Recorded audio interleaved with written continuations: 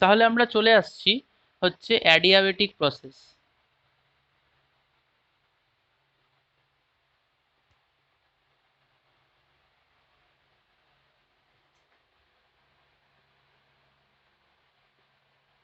এটাকে বলছে রুদ্ধতাপ প্রক্রিয়া। তো তোমরা আইসোথার্মাল প্রসেস পড়লা, যেটাতে কি হয়, উষ্ণতা ধ্রুবক থাকে, চাপ আর আয়তন পরিবর্তন হয়। তো অ্যাডিয়াবেটিক প্রসেসে কি হয়? অ্যাডিয়াবেটিক প্রসেসে বলছে এখানে গ্যাসের চাপ, আয়তন, উষ্ণতা তিনটেই পরিবর্তন হয়। মানে চাপ, আয়তন, উষ্ণতা এটা হচ্ছে পরিবর্তনশীল।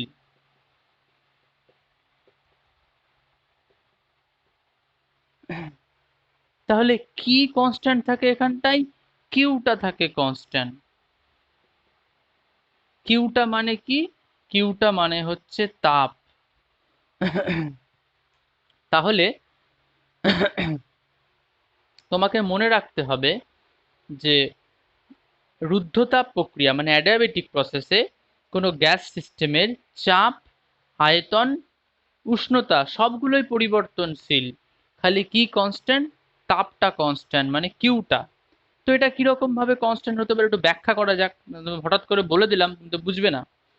ধরো মনে করো তোমার কাছে একটা সিলিন্ডার আছে, সেই সিলিন্ডারের মধ্যে একটা পিস্টন লাগানো আছে। তোমরা জানো সিলিন্ডার কি জিনিস, আগের থার্মোডাইনামিক্সের লেকচার 1 লেকচার 2 তে ডিটেলস বলা হয়েছে। তো সেই সিলিন্ডারের মধ্যে ধরো কিছু পরিমাণ গ্যাস আছে। এবার আমরা জানি যে যদি হঠাৎ করে জোরে চেপে দেই তাহলে গ্যাসের উষ্ণতা বৃদ্ধি পাবে, হঠাৎ করে যদি জোরে উঠিয়ে দেই তাহলে গ্যাসের উষ্ণতার হ্রাস পাবে। মানে এই জিনিসটা কোথায় হয়, আমি যদি একটা বাস্তব এক্সাম্পল দেই তাহলে মনে রাখবে।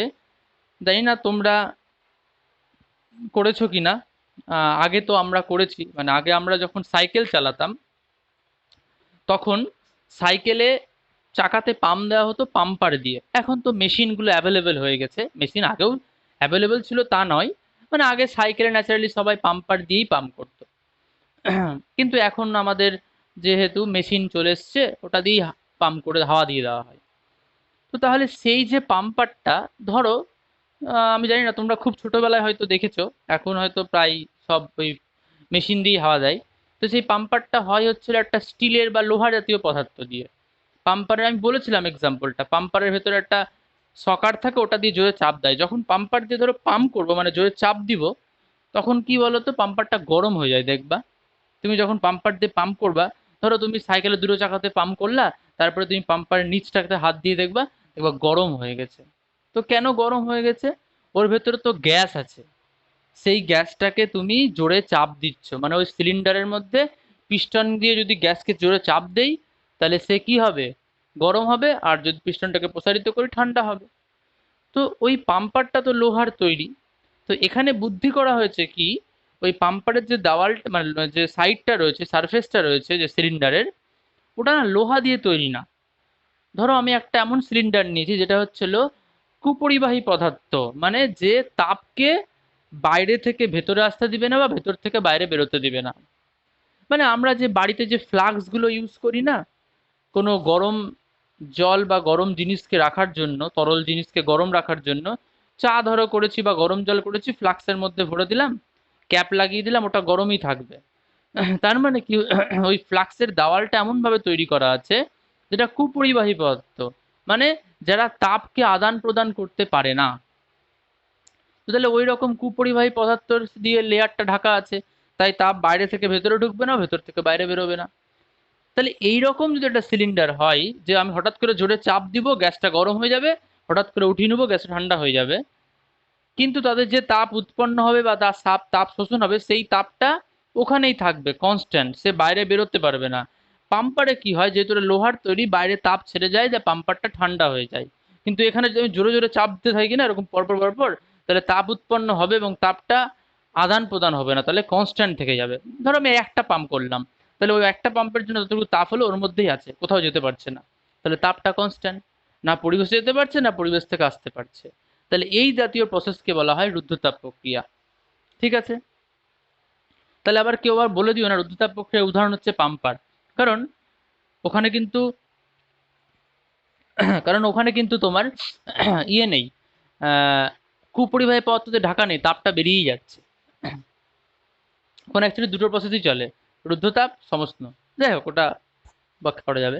তো তাহলে এই হচ্ছে আমাদের অ্যাডিয়াবেটিক প্রসেসের ডেফিনেশন, যে চাপ, আয়তন, উষ্ণতা সব পরিবর্তনশীল, খালি শুধু সিস্টেম, এখানে তাপ কনস্ট্যান্ট বলবা না, কিন্তু আমি এখানে বোঝানোর জন্য বললাম, তুমি বলবা কি ডেফিনেশন কি বলবা, যে যে প্রক্রিয়ায় গ্যাসের চাপ, আয়তন, উষ্ণতা এগুলো পরিবর্তনশীল, কিন্তু সিস্টেম থেকে বাইরে তাপ বেরোতে পারে না, বা পরিবেশ থেকে তাপ সিস্টেমে ঢুকতে পারে না, এইটা হবে ডেফিনেশন।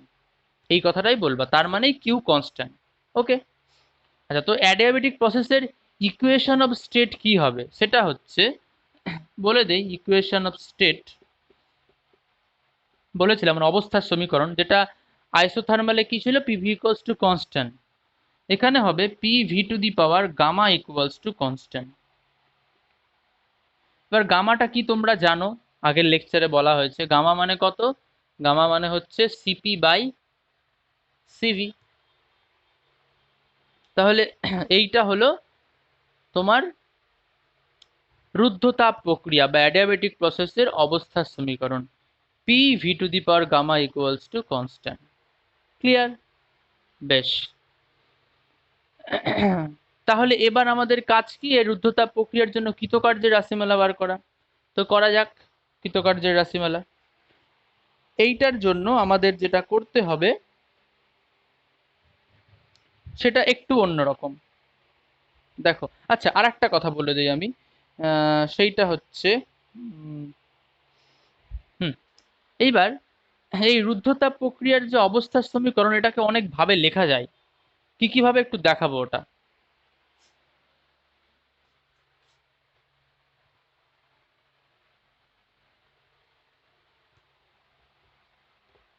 ভিডিওটা চলছে কিনা, হ্যাঁ ঠিক আছে।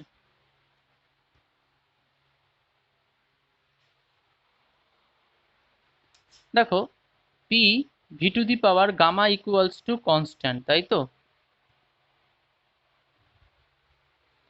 তাহলে তোমার যেটা হচ্ছে, তাহলে এখানটায় এটা একটা অবস্থার সমীকরণ। তো এখানে আমি একটু চেঞ্জ করতে পারি, কিরকম, আমরা জানি পিভি ইকুয়ালস টু আর টি, এক মোল ধরেই করো না, এনটাকে বাদ দাও, এন কে ওয়ান ধরে নাও, তাহলে আমি পিটাকে চেঞ্জ করতে পারি না আদর্শ গ্যাসের সমীকরণ থেকে। তাহলে পি ইকুয়ালস টু কত হচ্ছে, আর টি বাই ভি। তাহলে পি এর মান,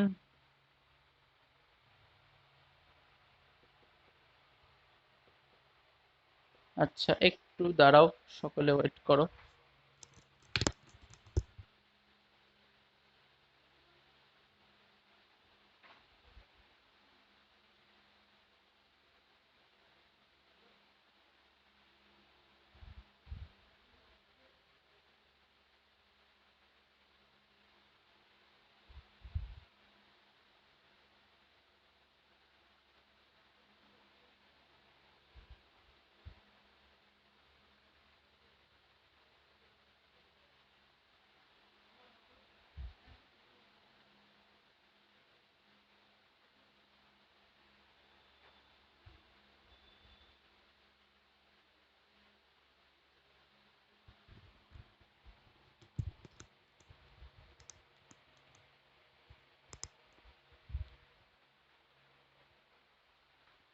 তাহলে দেখো, এখানে কি হলো ব্যাপারটা, তাহলে আমি এই পি এর মানটা যদি বসাই তাহলে এরকম হয়েছে, তাহলে এটাকে দেখো আমি লিখতে পারি আর টি, ভি এর পাওয়ার কত আছে গামা, আর নিচে ভি এর পাওয়ার কিছু নাই মানে আছে এক, তাহলে এটা যদি ওপরে যায় তাহলে V to the power minus one, তাহলে V to the power gamma into minus one equal to, ধরো একটা কে, একটা কনস্ট্যান্টের নাম দিচ্ছি, কনস্ট্যান্টটা কে বলছি।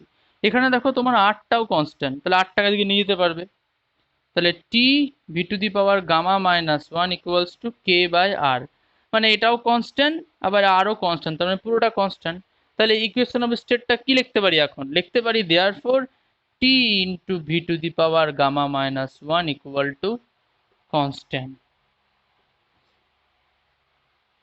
তাহলে এই হয়ে গেল তোমার ইকুয়েশন অফ স্টেট, মানে তুমি যেরকম এইটা পড়েছিলে P V to the power gamma equals to constant, সেরকম তোমাকে এইটা আর একটা ইকুয়েশন অফ স্টেট, এই দুটো তোমার অবস্থার সমীকরণ জানতে হবে।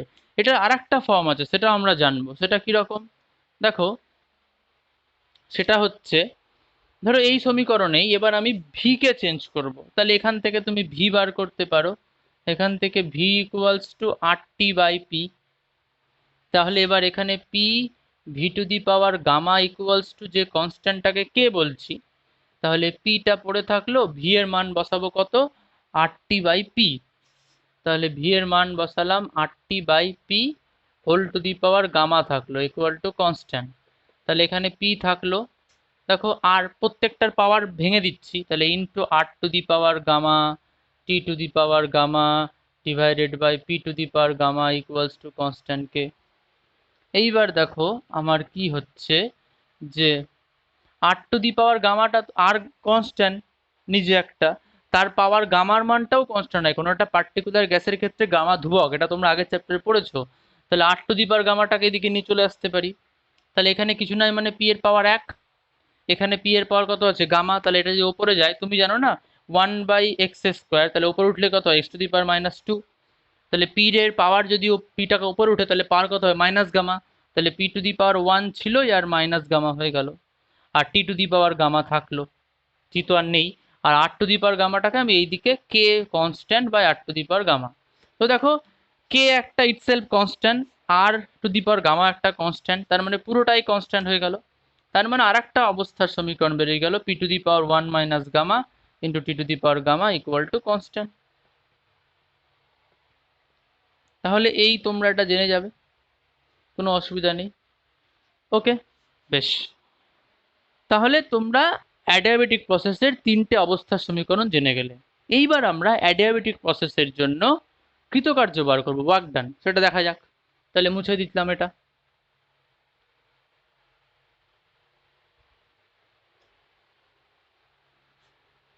হ্যাঁ, ওয়ার্ক ডান বার করবো, তাহলে মুছে দিচ্ছি এগুলো।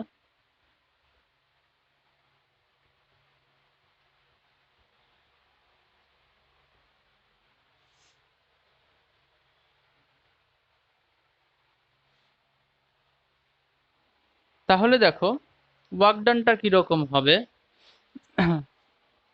শুরু করা যাক তাহলে। তো আমরা নর্মালি জানি যে ডিডাব্লিউ ইকুয়ালস টু, আচ্ছা না, এইভাবে না, আমরা ফার্স্ট ল অফ থার্মোডাইনামিক্স দিয়ে শুরু করবো, এটা একটু অন্যভাবে করতে হবে, এটা তোমার থিওরি একটু তোমাকে পড়তেই হবে। আমরা জানি DQ equals two DU plus DW. তো রুদ্ধতাপ প্রক্রিয়ার ক্ষেত্রে কি হয়, রুদ্ধতাপ প্রক্রিয়ার ক্ষেত্রে কিউ ইকুয়ালস টু কনস্ট্যান্ট হয়। এবার কোনো রাশি যদি কনস্ট্যান্ট হয় তাহলে therefore dQ equals to কত হয়, জিরো। এই ব্যাপারটা তোমরা আগের দিন জানো, যদি পি কনস্ট্যান্ট হয় তাহলে ডিপি জিরো হবে, যদি ভি কনস্ট্যান্ট হয় তাহলে ডিভি জিরো হবে। তাহলে ডিকিউ জিরো হয়ে গেল, equal to DU plus DW. তাহলে আমি ডিডাব্লিউর মানটা বার করতে চাই, তাহলে ডিডাব্লিউ equals to minus DU. Clear? তো এখন আমাদের কোশ্চেন হচ্ছে ডিডাব্লিউর ভ্যালুটা কত হবে, ডিইউ, সরি ডিডাব্লিউ না, ডিইউ ভ্যালুটা কত হবে। তাহলে তোমরা একটু একটু দাঁড়াও, আমি একটু আসছি,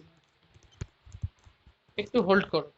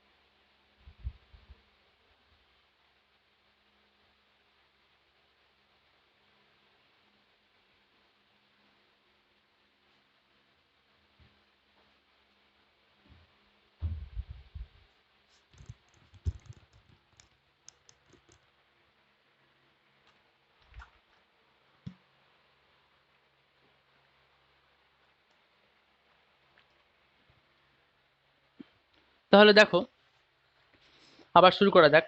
তাহলে ডিডাব্লিউ কত হবে? Minus DU. ঠিক আছে, এবার ডিউ এর মানটা কি করে বার করব?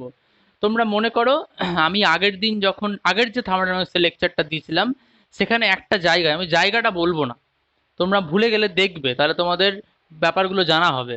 একটা জায়গায় আমি এরকম একটা ইকুয়েশন পেয়েছিলাম, CV equals to dU by dT, থার্মোডাইনামিক্সের আগের লেকচারটায়, লাস্ট মানে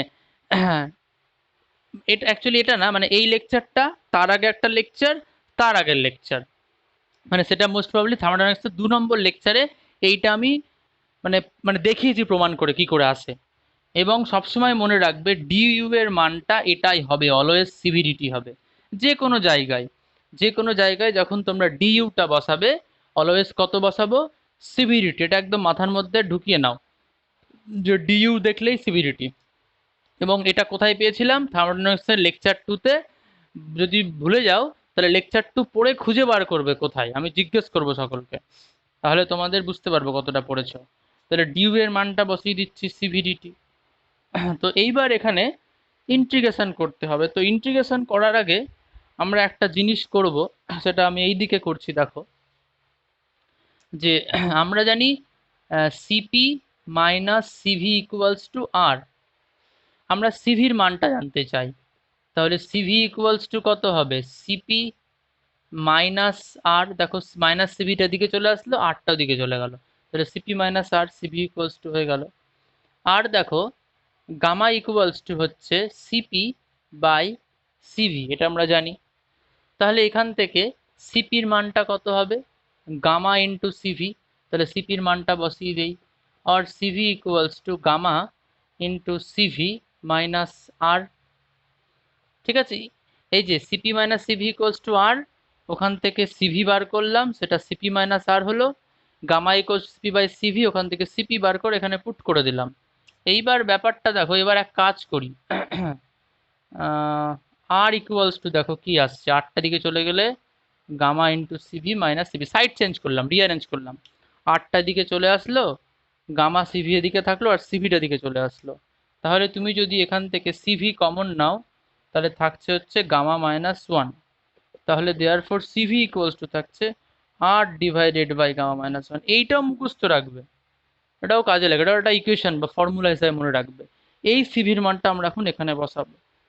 তাহলে ডিডাব্লিউ equals to minus R by gamma minus one into dT. এবার দেখো আরও কনস্ট্যান্ট, গ্যাস ধ্রুবক, গামাও কনস্ট্যান্ট, তাহলে তো সবই কনস্ট্যান্ট হয়ে গেল পুরো টার্মটা, শুধু টি এর ওপর ইন্টিগ্রেশন হবে, খুব ইজি হয়ে গেল। তাহলে এইটা আমি এইখানটাই করছি এখানে, তাহলে দেয়ার ফর ডিডাব্লিউ integration equals to minus R by gamma minus one into dT, এটার ইন্টিগ্রেশন। এবার লিমিট বসাতে হবে, যেহেতু এখানে টি ভেরিয়েবল, আর কেউ নেই, তাহলে টি এর ওপরে লিমিট বসবে, তাহলে এখানে হবে টি ওয়ান থেকে টি টু। তাহলে ডিডাব্লিউর ইন্টিগ্রেশন কি বলেছি হয়? ডাব্লিউ হয়।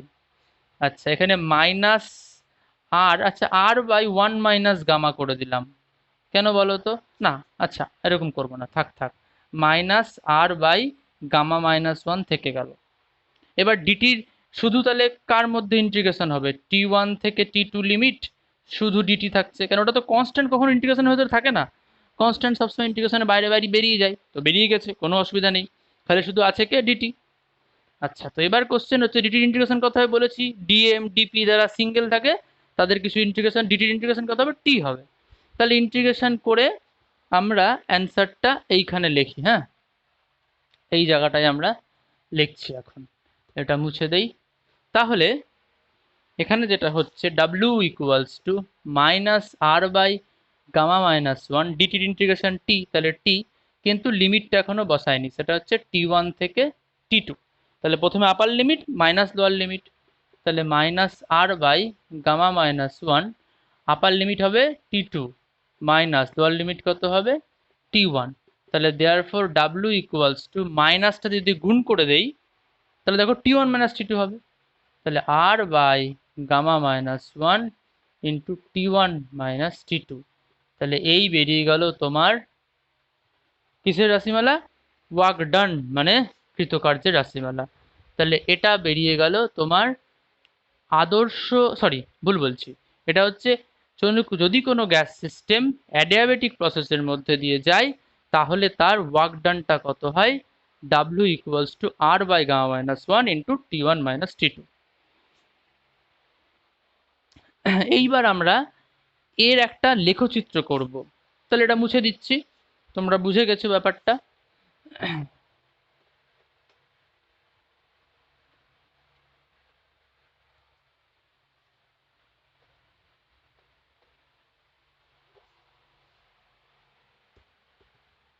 তো এর লেখচিত্রটা আঁকার সময় দেখো আমরা একটু এইভাবে আঁকবো, এইখানে আঁকছি। এই দিক বরাবর ধরো ভি, আর এই দিক বরাবর হচ্ছে পি। আমরা ইকুয়েশন অফ স্টেট জানি, পিভি ইকুয়ালস টু কনস্ট্যান্টকে কে বলে দিচ্ছি। হ্যাঁ, এটা হচ্ছে আইসোথার্মাল প্রসেসের জন্য, আর P V to the power gamma equals to constant, এটা হচ্ছে অ্যাডিয়াবেটিক প্রসেসের জন্য। তো আইসোথার্মাল প্রসেস মানে পিভি ইকুয়াল টু কনস্ট্যান্ট। এটার গ্রাফ আমি একটু আগেই আঁকলাম, সেটা হচ্ছে দেখো এখানে একটু বেঁকে যাচ্ছে আবার, এই না হচ্ছে না, এই ধরো, হ্যাঁ এবার হচ্ছে। এটা হচ্ছে অ্যাডিয়াবেটিক প্রসেসের graph, sorry isothermal, PV equals to constant এইটা। এইবার আমি যদি এই গ্রাফের মধ্যে আমি যদি অ্যাডিয়াবেটিকের গ্রাফটা আঁকি, ইকুয়েশনটা দেখো PV to the power gamma equals to constant. তো এটার গ্রাফটা কীরকম হবে, এটা এই ইকুয়েশনটার জন্য স্পেশালি মনে রাখবে, সেই গ্রাফটা আইসোথার্মালের মতন হবে না, কিন্তু এই রকম হবে। এই যে এইটা মানে কালো রাইট মালাটা, ব্ল্যাক দিয়ে রাইট মালাটা এটা ব্ল্যাকের, আর ব্লু দিয়ে রাইট মালাটা হচ্ছে ব্লুটা। তো এবার এইখানে একটা কোশ্চেন আছে, সেই কোশ্চেনটা আবার খুব ইম্পর্টেন্ট। দেখো গ্রাফ দুটো দেখে কি মনে হচ্ছে, যে এটা একটু নিচে নামানো, এটা বেশি একটু স্ট্রেট, মানে খাড়া বেশি। মানে যে এই লাইনগুলো যদি এরকম হয়, আর যদি কোনো লাইন ধরো এরকম হয়, তাহলে তোমার কোনটা খাড়া বেশি মনে হবে, যে এগুলো বেশি খাড়া, স্টিপার বেশি। তো তাহলে কেন এরকম, কেন এরকম এই গ্রাফটা অ্যাডিয়াবেটিক আইসোথার্মালের জন্য যদি এরকম হয়, একটু ভালো করে আঁকি, আইসোথার্মালের জন্য যদি এরকম হয় তাহলে অ্যাডিয়াবেটিকটা এইরকম কেন, বেশি উঠে গেছে কেন, মানে স্টিপার, ইংলিশে বলে স্টিপার কেন বা খাড়া কেন বাংলাতে। তার জন্য আমরা একটু ছোট্ট ক্যালকুলেশন করব, এটা একটু ভালো মতো দেখতে হবে। হ্যাঁ, এটা পুরোটাই ম্যাথামেটিক্স আছে, ভালো মতো দেখো। আমরা ফর আইসোথার্মাল মানে সমস্ত প্রক্রিয়া জন্য পিভি ইকুয়ালস টু কনস্ট্যান্ট। তাহলে দেখো এখানে যদি ডেরিভেটিভ করি তাহলে একটা নিয়ম আছে ডেরিভেটিভের। কীরকম নিয়ম, ধরো পিটাকে ছেড়ে দেবো, ভি এর ডেরিভেটিভ ডিভি প্লাস ভিটাকে ছেড়ে দেবো DP equal to constant derivative 0। এটা তোমরা মনে রাখবে, দেখো আমি মানে শিখিয়ে দিচ্ছি। X Y equals to constant, এখানে কার সাপেক্ষে ডেরিভেটিভ করবো ওরকম কোনো ব্যাপার নেই, এখানে সবাইকে ডেরিভেটিভ করবো। কি বললাম, এখানে কার সাপেক্ষে ডেরিভেটিভ করবো সেরকম কোনো ব্যাপার নেই, সবাইকে ডেরিভেটিভ করবো। তাহলে তুমি প্রথমে, এটাকে বলা হয় পার্সিয়াল ব্যাপার বলা হয়, তাহলে তুমি প্রথমে এক্স কে ছেড়ে দাও, আনচেঞ্জ থাকলো, ওয়াই কে ডেরিভেটিভ করো, কত হয়ে যাবে ডিওয়াই, প্লাস কারো সাপেক্ষে না, নিজের সাপেক্ষেই। এবার তুমি ওয়াই কে ছেড়ে দাও, কাকে করবা, এক্স কে, কত হবে ডিএক্স। আর যেহেতু কে কনস্ট্যান্ট, কনস্ট্যান্ট ডেরিভেটিভ কত হয় 0, আগেও বলেছি, তাহলে 0 হয়ে গেল। তাহলে এখানে ওটাই করেছি। কেন তোমার মনে হবে যে আচ্ছা স্যার এক্স কে ছেড়ে দিলেন, ওয়াইয়ের ডেরিভেটিভ ডিওয়াই কেন, অ্যাকচুয়ালি না, সেটাও না। এটাকে আরো যদি ভালোভাবে বলি, ধরো সাপোজ এখানে এরকম আছে, তোমরা এবার বুঝতে পারো ব্যাপারটা। ধরো এখানে আছে X square Y cube equals to constant K. প্রথমে তুমি এক্স স্কোয়ারকে ছেড়ে দাও, তাহলে ওয়াই স্কোয়ার ডেরিভেটিভ কত হয়, ওয়াই এর পাওয়ারটা নিচে চলে আসবে ইন্টু ওয়াই স্কোয়ার, মানে ওয়াই কিউবের ডেরিভেটিভ কত হয় 3y স্কোয়ার। ডেরিভেটিভের নিয়ম কি, পাওয়ার সামনে চলে আসে আর এক বাদ হয়ে যায়। দেখো ডেরিভেটিভের নিয়ম তোমরা ভালো করে মনে করে দেখো, তুমি এক্স স্কোয়ার ছেড়ে দিলে, এক্স স্কোয়ারকে ছেড়ে দিয়েছো, ওয়াই কিউবের ডেরিভেটিভ পাওয়ার সামনে চলে আসলো, এখানে ওয়াই স্কোয়ার হয়ে গেল, ইন্টু ডিওয়াই লিখতে হবে, এটা হচ্ছে নিয়ম অ্যাকচুয়ালি। প্লাস এবার সবসময় তুমি কাকে ডেরিভেটিভ করলে, ওয়াই কে। পার্সিয়ালের নিয়ম হচ্ছে, এই পার্সিয়াল ডেরিভেটিভের নিয়ম হচ্ছে তুমি কাকে ডেরিভেটিভ করেছো, ওয়াই কে, তাহলে অবশ্যই ইন্টু ডিওয়াই লিখতেই হবে, কোনো কোশ্চেন নেই। আচ্ছা, এবার তুমি কি করছো, ওয়াই কিউবকে ছেড়ে দিচ্ছ, কাকে করবা, এক্স স্কোয়ারকে। এই যে ওয়াই কিউবকে ছেড়ে দিলে এক্স স্কোয়ারকে করবা, তাহলে এক্স স্কোয়ার ডেরিভেটিভ কত হয়, 2x, কার সাপেক্ষে করলে, এক্স এর সাপেক্ষে, তাহলে অবশ্যই ডিএক্স হবে। ওকে, তাহলে অবশ্যই ডিএক্স হবে, আর এই কনস্ট্যান্ট ডেরিভেটিভ জিরো। তার মানে নিয়ম হচ্ছে তোমাকে একটা ডেরিভেটিভ করতে হবে, একটা ডেরিভেটিভ ছেড়ে দিতে হবে, প্লাস দিয়ে বাকিটা আবার উল্টোটা করতে হবে। তো সেই সময় যখন যার ডেরিভেটিভ করবা তার তার রেসপেক্টে যেহেতু করছো জন্য ডিওয়াই, এখানে এক্স এর রেসপেক্টে করছো জন্য ডিএক্স। তো তুমি যখন এখানে পি কে ছেড়ে দিলা, ভি এর ডেরিভেটিভ কত হয়, এক হয়। দেখো ভি এর পাওয়ার কিছু নাই মানে এক আছে, তাহলে সামনে এক চলে আসলো, ইন্টু ভি এর পাওয়ার থেকে এক মাইনাস এক, তাহলে one into V to the power zero, তাহলে এটা এক হয়ে গেল। তাহলে তুমি পি কে ছেড়ে দিয়েছো, ভি এর ডেরিভেটিভ এক লেখার দরকার নাই, কার সাপেক্ষে করেছো, ভি এর সাপেক্ষে, তাই ডিভি লিখেছি। প্লাস এবার তুমি ভি কে ছেড়ে দিয়েছো, পি এর ডেরিভেটিভ করবা, কত হবে, এক, তাহলে পি এর সাপেক্ষে করেছো তাই ডিপি লিখেছি, ইকুয়াল টু কনস্ট্যান্ট বলে জিরো। বুঝে গেছে নিশ্চয়ই? না তো ভিডিওটা, মানে যে কথাগুলো বললাম ভিডিওটা আগে আবার দেখে নিবে, বুঝে যাবে। তাহলে এটা কমপ্লিট। তাহলে এখান থেকে আমরা বার করব হচ্ছে অ্যাকচুয়ালি ডিপি, ভি ডিপি থাকলো equal to minus P dV হয়ে গেল, তাহলে হয়ে গেল dP by dV minus P by V. আমরা অ্যাকচুয়ালি ডিপি বাই ডিভির ভ্যালুটা বার করব। তাহলে ডিপি বাই ডিভি ভ্যালুটা দেখো, এটা থাকলো পুরোটা, ওদিকে চলে গেলাম, ডিপির তলা ডিভি নিয়ে আসলাম, এটা পেয়ে গেলাম। তো ডিপি বাই ডিভিকে বলা হয়, এটাকে বলা হয় নতি, বা ইংলিশে যাকে বলা হয় স্লোপ বলা হয়। যে কোনো ইকুয়েশনের নতি বা স্লোপ, যে কোনো লেখচিত্রের নতি বা স্লোপ এটা। এই যে তোমার একটু পিভি ইকুয়াল টু কনস্ট্যান্ট লেখচিত্র কালো কালারটা, ওই কালো কালারের নতি বা স্লোপ বার করলাম মাইনাস পি বাই ভি। এইবার আমি পাশে করব অ্যাডিয়াবেটিকের জন্য, সেক্ষেত্রে কি হয়, P V to the power gamma equal to constant. তাহলে ওই আবার আগের রুলস, পি কে আমি ছেড়ে দিলাম, ভি টু দি পাওয়ার গামার ডেরিভেটিভ করলে কত হবে, gamma into V to the power gamma minus one, আর যেহেতু ভি এর সাপেক্ষে করেছো তাই ডিভি। আচ্ছা, প্লাস এবার তুমি ভি টু দি পাওয়ার গামাকে ছেড়ে দাও, পি এর ডেরিভেটিভ করলে কত হয়, এক, যেহেতু পি এর সাপেক্ষে করেছো ইন্টু ডিপি হবে, ইকুয়াল টু কনস্ট্যান্টের ডেরিভেটিভ জিরো। এইবার আমি এই টার্মটাকে রেখে দিচ্ছি, V to the power gamma into dP, এই টার্মটা দেখো এখানে চলে যাচ্ছে, minus P gamma into V to the power gamma minus one into dV. তাহলে আমাকে বার করতে হবে ডিপি বাই ডিভি। আচ্ছা, ভিডিওটা ঠিকঠাক চলছে তো? হ্যাঁ, ঠিক আছে। তাহলে ডিপি বাই ডিভি বার করতে হবে, তাহলে ডিপির তলাতে ডিভি চলে আসলো, এদিকে যা আছে ওটা চলে যাবে নিচে, P gamma V to the power gamma minus one, নিচে চলে আসছে V to the power gamma. তাহলে দেখো dP by dV equals to কি আসছে, মাইনাস পি গামা থাকছে। এবার ভি এর পাওয়ার কত আছে, V to the power gamma minus one, নিচের ভিটা যদি ওপরে যায় তাহলে V to the power minus gamma হবে, তাহলে একসাথে যদি লিখি V to the power minus gamma, তাহলে এখানে দেখো minus minus gamma plus gamma কেটে গেল, তার মানে হচ্ছে minus P into gamma into V to the power minus one. তো V to the power minus one মানে কি, ওয়ান বাই ভি হয়ে যায়, তাহলে minus P gamma into one by V. এটাকে আমি যদি গুছিয়ে লিখি তাহলে therefore dP by dV equals to minus gamma into P by V. তাহলে দেখো এইটা কি, ডিপি বাই ডিভিকে কি বলা হয় বলেছি, মানে স্লোপ সবসময়, মানে স্লোপ, এটা মনে রাখবে, নতি বা স্লোপ সেটা হয় অলওয়েজ ডিওয়াই বাই ডিএক্স। সেটা কি হয়, ডিওয়াই বাই ডিএক্স। ম্যাথের স্যার এগুলো বলবে ম্যাথামেটিক্সে।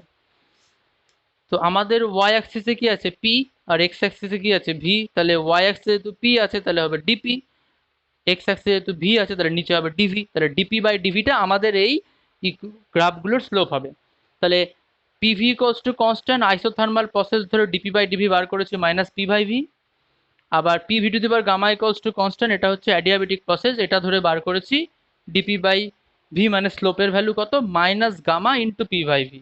তাহলে সমস্ত প্রক্রিয়ার স্লোপ আর রুদ্ধতাপের স্লোপের মধ্যে দেখো একটু ডিফারেন্স আছে, এটাও মাইনাস পি বাই ভি, এটাও মাইনাস পি বাই ভি, এখানে একটু গামা বেশি করে গুণ করা আছে। তাহলে কোনো কিছুর সঙ্গে যদি এক্সট্রা কিছু গুণ করা থাকে তাহলে বুঝতে পারছো এর স্লোপটা বেশি। দেখো এখানে শুধু মাইনাস পি বাই ভি, এখানেও শুধু minus P by V into gamma, তাহলে কার স্লোপের ভ্যালু বেশি? অ্যাডিয়াবেটিকের। তাহলে অ্যাডিয়াবেটিকের যেহেতু স্লোপের ভ্যালু বেশি, তাই অ্যাডিয়াবেটিকের গ্রাফটাও কি হবে? বেশি স্টিপার হবে, মানে বেশি খাড়া হবে। তাহলে এই কোশ্চেনটা ইম্পর্টেন্ট, এটার অ্যান্সার এইভাবে ডিরাইভেশন করতে হবে। তাহলে তোমাকে কোশ্চেন দিবে যে তুমি যে অ্যাডিয়াবেটিক প্রসেসের নাম জানো, সেই অ্যাডিয়াবেটিক আর যে আইসোথার্মাল প্রসেসের নাম জানো, এই দুটো প্রসেসের গ্রাফের মধ্যে অ্যাডিয়াবেটিকের গ্রাফটা বেশি খাড়া বা বেশি স্টিপার কেন, উঠে থাকে কেন?